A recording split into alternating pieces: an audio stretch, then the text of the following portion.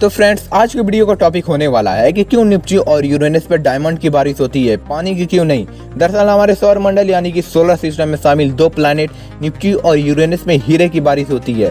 ये दावा करते हुए साइंटिस्ट ने कहा है कि यूरेनस और नेपच्यून में पानी की नहीं बल्कि बहुमूल्य रत्न हीरे की बारिश होती है।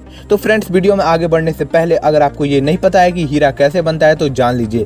सबसे पहले हीरा कार्बन का शुद्ध फॉर्म होता है जिसमें कार्बन की मात्रा 99.99% होता है। कुछ वैसे ही जैसे डिटॉल और लाइजल में बैक्टीरिया मारने की क्षमता 99.99% होता है, वैसे ही हीरा कार्बन से 99.99% मिल के बना होता है। फॉर एग्जाम्पल, जैसे हम इंडियन कहीं घूमने जाते हैं तो अपने सूटकेस में कपड़ा ठूस ठूस के भरते हैं, ऐसे ही हीरा में कार्बन ठूस ठूस के भरा होता है। अगर आपको टेस्ट करना हो कि हीरा असली है या फिर नकली, तो अपने मॉम का डायमंड रिंग लेके माइक्रो ओवन में रख दीजिए और उसको 740 डिग्री तक गर्म कीजिए। उसके बाद डायमंड कुछ इस तरह छू मंतर होगा कि उसका राख भी नहीं मिलेगा।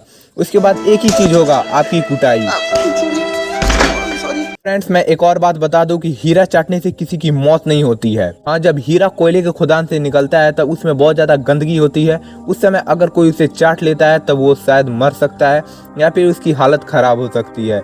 लेकिन जब हीरा का सफाई हो जाता है उसके बाद अगर आप उसको चाट चाट के चमका भी देते हैं फिर भी आपको कुछ नहीं होगा। तो फ्रेंड्स, आई होप आपको ये समझ आ गया होगा कि हीरा कैसे बनता है। तो चलिए बढ़ते हैं अपने नेक्स्ट लाइन पे। दरअसल हमारे एटमॉस्फेयर में जो एटमॉस्फेरिक प्रेशर होता है उसके जरिए वाटर वेपर का कंडेंसन होता है और इसी तरह आसमान में बादल, बारिश और ओले के शक्ल लेके धरती पे गिरता है। नेपच्यून और यूरेनस में एटमॉस्फेयर में मीथेन और उसमें प्रेशराइज्ड करने के हाइड्रोजन अलग हो जाता है और कार्बन डायमंड यानी हीरा का शक्ल लेता है। जैसे कि मैं आपको शुरू में बताया हूँ कि डायमंड कैसे फॉर्म होता है, कुछ वैसे ही जो यूरेनस और नेपच्यून जो प्लैनेट है उस पे प्रेशर इतना हाई PSI पे होता है कि डायमंड बनने में बहुत ही कम समय लगता है। हमारे अर्थ पे डायमंड फॉर्म होने में काफ़ी समय लगता है, लेकिन ये नेपच्यून और यूरेनस के लिए बहुत आम बात है।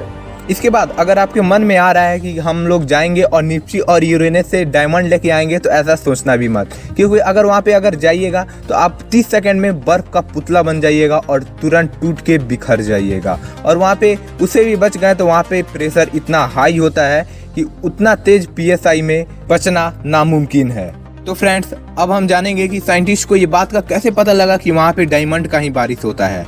तो साइंटिस्ट की टीम ने इस प्रयोग को करने के लिए कार्बन और हाइड्रोजन से बने प्लास्टिक पॉलीस्टीरीन को चुना। इसके बाद लेजर की मदद से उस पे उतना ही दबाव दिया जितना आमतौर पे उस प्लानेट के अंदरूनी हिस्से पे पाया जाता है। इसके लिए उन्होंने लैब में 9000 डिग्री फ़ारेनहाइट टेम्परेचर और 150 गीगा पास्कल का दबाव दिया। पास्कल यानी कि जो प्रेशर का ऐसा यूनिट होता है, और जो नॉर्मल प्रेशर होता है हमारे एटमॉस्फेयर में वो 30 PSI पे होता है। लेकिन जो ये डायमंड पे जो प्रेशर दिया गया वो 2,18,00,000 के करीब PSI पे था।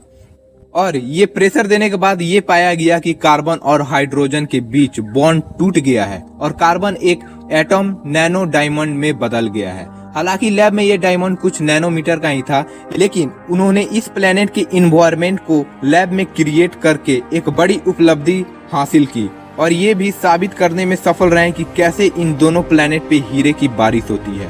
तो फ्रेंड्स, यही थी रियल वजह और इसी तरह साइंटिस्ट ने उस प्लेनेट पे हीरे की खोज की और उन्होंने ही बताया कि कैसे उस प्लेनेट पे हीरे की बारिश होती है। तो फ्रेंड्स, आज की वीडियो में बस इतना ही। अगर आपको वीडियो अच्छी लगी होगी तो वीडियो को एक लाइक कर दीजिएगा। चैनल पे अगर नए हैं तो प्लीज चैनल को सब्सक्राइब कीजिएगा। चलिए मिलते हैं नेक्स्ट वीडियो में किसी इंटरेस्टिंग टॉपिक के साथ। तब तक के लिए बाय बाय।